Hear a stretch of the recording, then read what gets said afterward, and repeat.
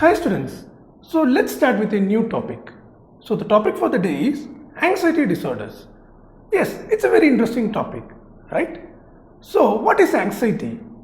Anxiety literally means fear for no adequate reason or an anticipation of for future threats. Let's now quickly go through how anxiety affects our performance. Yes, for students, it's very important, right? So, this curve is known as Eriks-Dodson curve. This curve is known as Eriks-Dodson's curve. So, what does this depicts? So, here in this y-axis, we have the anxiety, the performance level, and in the x-axis, you have your anxiety levels. So it states that when your anxiety is optimal, your performance becomes optimal. So that is, there should be an adequate anxiety for your best performance. Yes, for either of the sides. So if you fall in either of these sides, that is if you are not too anxious or if you are over anxious, either of these sides, your performance drastically goes down. Look, your performance drastically goes down. Okay, so when your anxiety increases, you have impaired performance. Yes, I wanted to convey one thing. Yes, it's okay to get anxious. Okay, but it should be within our desired limit, right? So let's quickly come to our topic. So yes, anxiety is a normal emotion, right? Under it comes under basically the autonomic arousal where we have our fight or flight systems activated. So yes, so but there are some situations where this anxiety is maladaptive because it affects our day-to-day activities due to our increased anxiety. So then if it affects our occupational social functions, then it becomes a disorder, right? So coming to our topic, anxiety. So in psychiatry, if you take, there are two kinds of disorders. One is neurotic disorders and other is psychotic disorders. So what is the exact difference of neurosis and psychosis? So like here if you take, in neurosis, anxiety spectrum is under neurotic spectrum. So neurosis, the patient will have preserved judgment, okay, insight and the reality, touch with reality and delusions and hallucinations. Okay, the patient will have touch with reality and there will be no delusions and hallucinations. So what does this judgment and insight means? Judgment and insight means if I have a disorder, like I can say I have a stomach pain, I know that I am having a disorder, I wanted to consult a physician. So that means you are aware of what you have. This is known as insight and you decide based upon what you have and you go to a doctor. That is judgment, taking a decision, right? That is judgment. Okay, so this is basically neurosis. In neurosis, both judgment and insight is present. But in psychosis, both of these, judgment, insight and touch with reality is absent because the patient will have delusions and hallucinations. Also, the examples of neurosis. What are the examples of neurosis? Yes, these are depression, anxiety. Okay, the old name for anxiety disorders was anxiety neurosis, right? Then the examples for psychotic disorder is, the prototype is schizophrenia.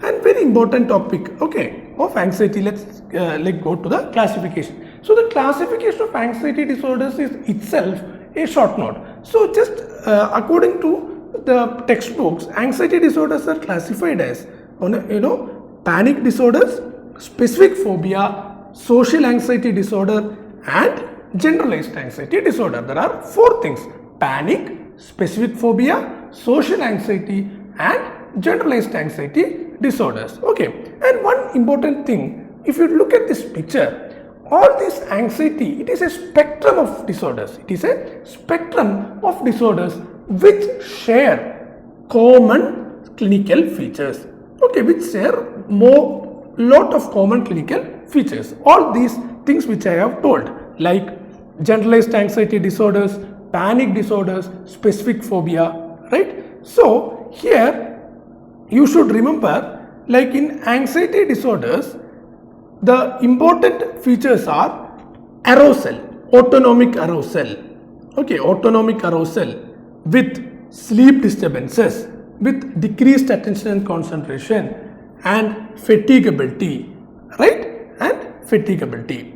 So coming to these symptoms, I told you both these anxiety symptoms and will share a common features. So one important things you should remember is that what are the parts that is affected in our brain. Please note, friends, two pathways or two circuits that you should remember is that the response of fear is concerned with amygdala. Okay, the response of fear is concerned with amygdala and its centered circuits. And worry, okay, worry is kind of apprehension and expectations and obsessions, right? So this worry is controlled by corticostriatothalamic tracts, corticostriatothalamic tract, which is abbreviated as CSTC tracts. Okay, coming to neurotransmitters in anxiety. Yes, neurotransmitters in anxiety is very important. So definitely, friends, I have given there is autonomic arousal. I told initially there is fear, patient will be having fear. In secondary to that, flight responses, right? Yeah. So definitely, which neurotransmitters is increased? It is the noradrenergic hyperactivity, right? Your norepinephrine, right? So there is some serotonergic dysregulation happening in prefrontal cortex and amygdala, right? And there will be glutamate and GABA imbalance, right? There will be glutamate and GABA imbalance. So one thing is glutamate, if you know, it is an excitatory neurotransmitter and GABA is an inhibitory neurotransmitter. So if there is an imbalance between, if you say glutamate has increased and if there is decrease in GABA, okay, if there is decrease in GABA and glutamate increase, there will be excitation and we will have these kind of anxious responses. So coming to the specific disorders, the first one is panic disorder. So panic disorder is defined as, it is a sudden onset. It is a sudden onset with no clear stressors. That is very important. Sudden onset with no clear precipitating factors.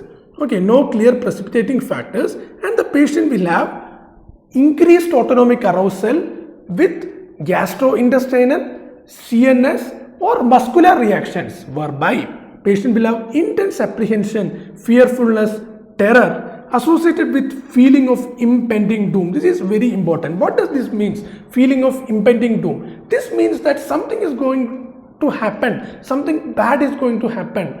Okay, that is known as feeling of impending doom, right? Because, and it lasts for it's very short duration, less than 30 minutes. And even after the episode, the patient will have an anticipatory anxiety. What does this mean? Anticipatory anxiety. Anticipatory anxiety means the patient will always have anticipation that whether the anxiety attacks will occur again and again. And usually the patient will present to emergency department with chest pain, choking sensation, breathlessness and hyperventilation episodes.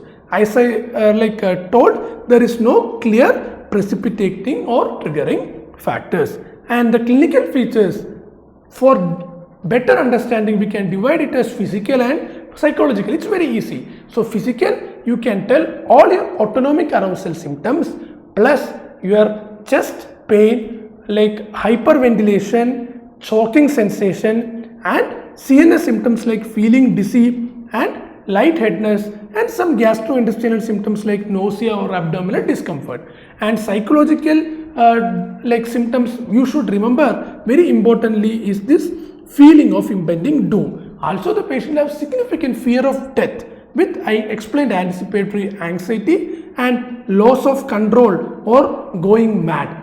Many times patient will tell this same thing, and sometimes the patient will have depersonalization and derealization experiences. So what does this depersonalization and derealization means?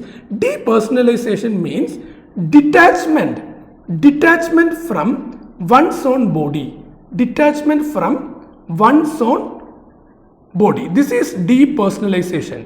Derealization means again detachment from the surroundings,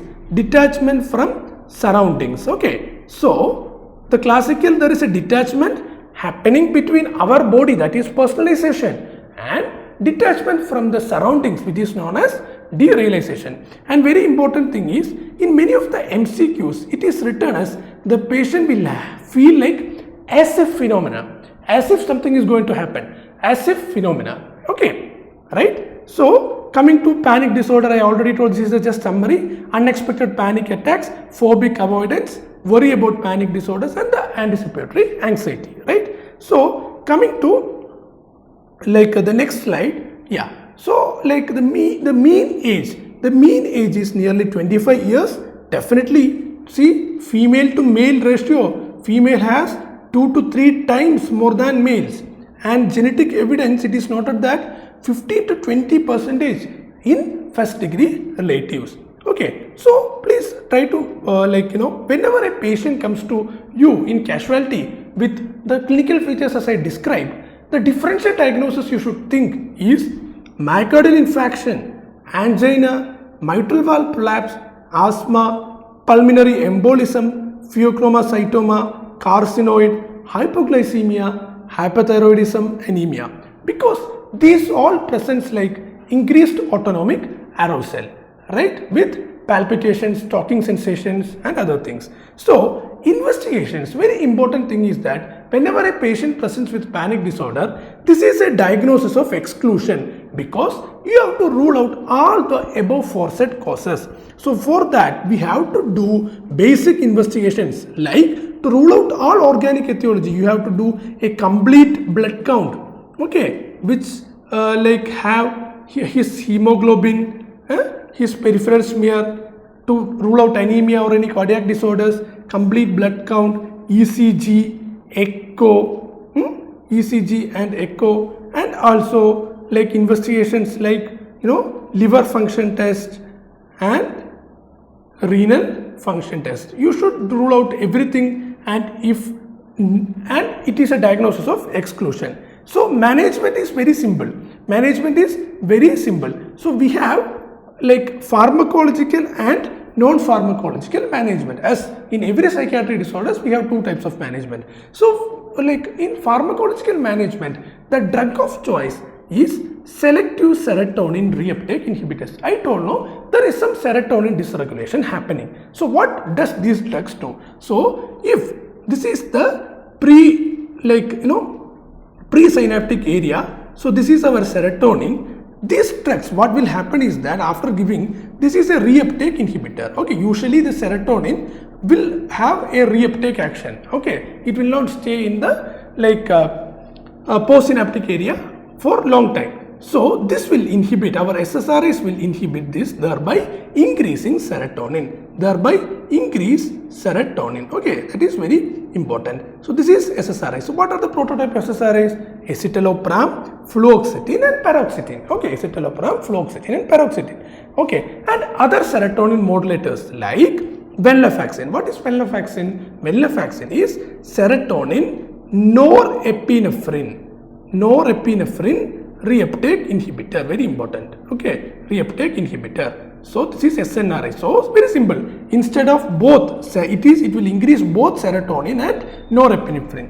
So what is buspirone? Buspirone is an anti-anxiety. It is an anti-anxiety drug. Okay, it is basically 5-HT1A antagonist. Okay, 5-HT1A antagonist. And what is clomipramine? Clomipramine is a tricyclic anti antidepressant, tricyclic antidepressant. So at least I wanted you to remember, like there is pharmacological management and the drug of choice is selective serotonin reuptake inhibitors and some other modalities. And non-pharmacological management is cognitive behavior therapy, systemic desensitization and exposure response prevention. That is, this cognitive behavior therapy, what we do is, I will just explain. So always your thoughts, emotions and behavior, thoughts, emotions and behavior go hand in hand. So we will try to correct this circle by doing counseling. This is cognitive behavioral therapy. Systematic desensitization, because if the patient is having some like fearful responses, for some example, in certain kind of phobic diseases, the patient will have some certain phobia towards certain things, like certain animals. So we will do systematically, we will desensitize the patients. For example, initially the patient will be like shown like the diagram, then we will expose them to the real scenarios. That is systematic desensitization. We will build upon a hierarchy and we will do. In response prevention also, we will try the patient to do the like exposure. If a patient is having fearfulness in going out, we will try them to go outside and then we will try to like decrease their anxiety by doing counseling. This is exposure response prevention. Okay, right? So what is the next concept is phobia. The next concept is phobia. What is phobia? Phobia means a persistent irrational fear for specific object or situation. Very important. Okay, so please note friends, the difference between like here the panic disorder and phobia is that in phobia there will be a specific stimulus. There will be a specific stimulus and then the patient will have arousal symptoms. This is phobia. But in panic disorder, there will be no triggering factors. No triggering factors. This is what?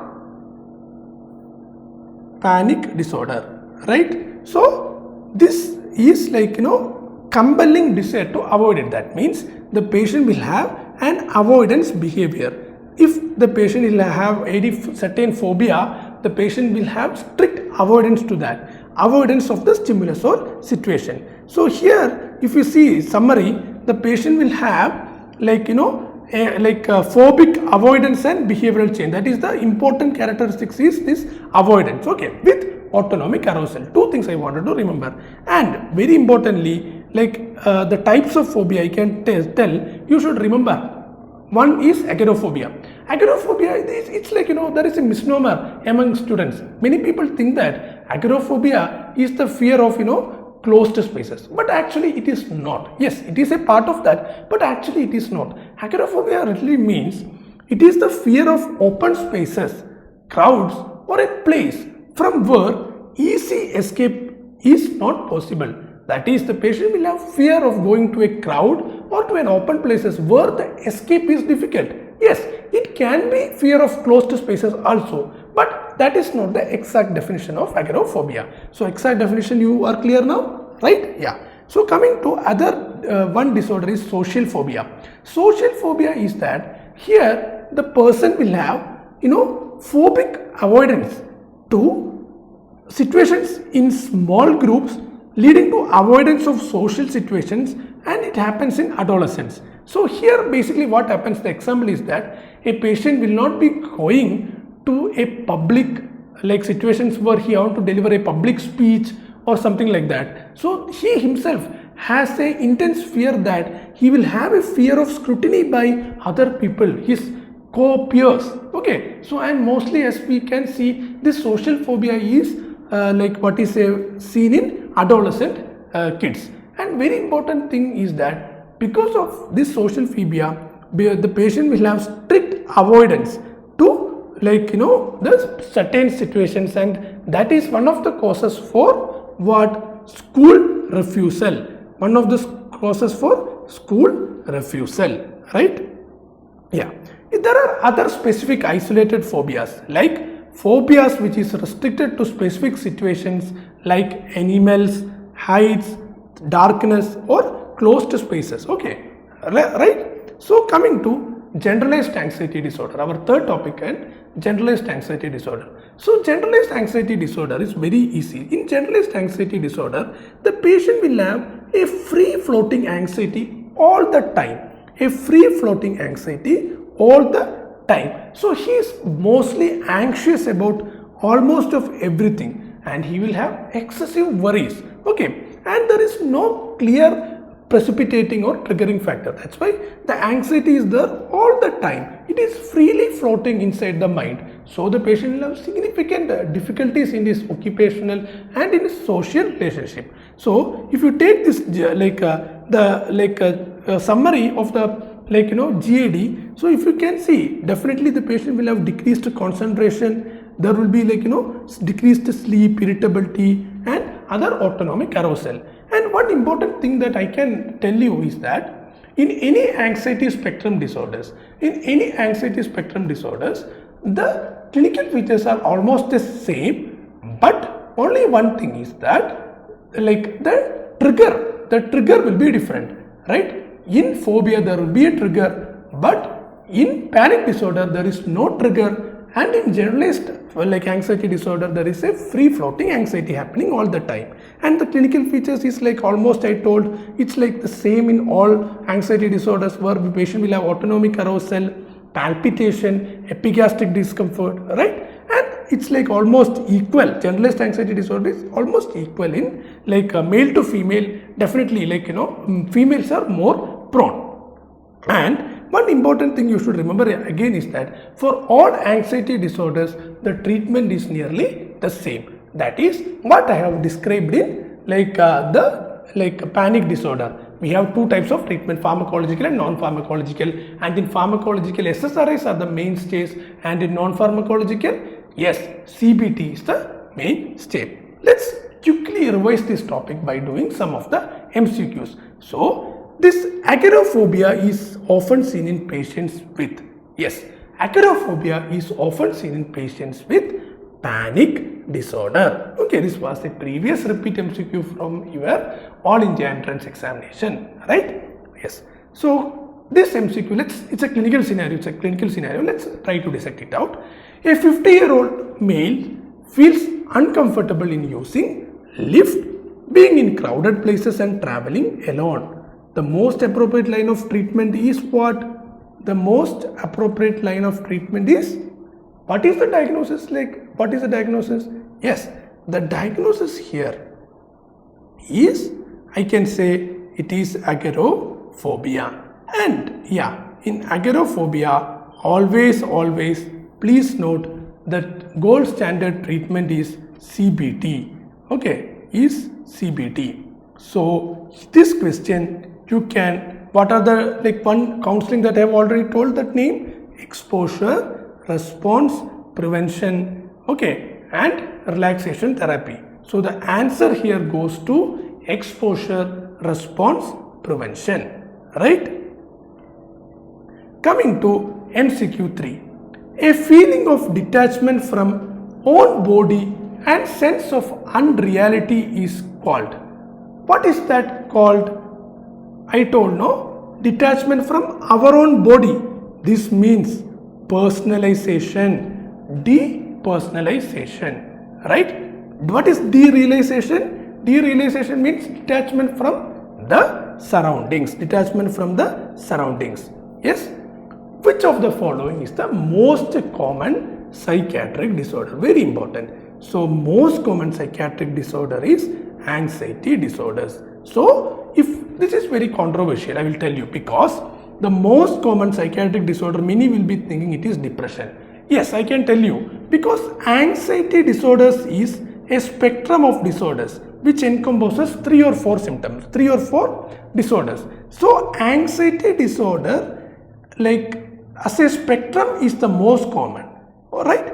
But if you take individually, which is the most common, it is depression. Clear? It is depression. But here our answer is anxiety disorders. Coming to our last MCQ. A patient comes to emergency and feeling of impending doom, intense घबराहट.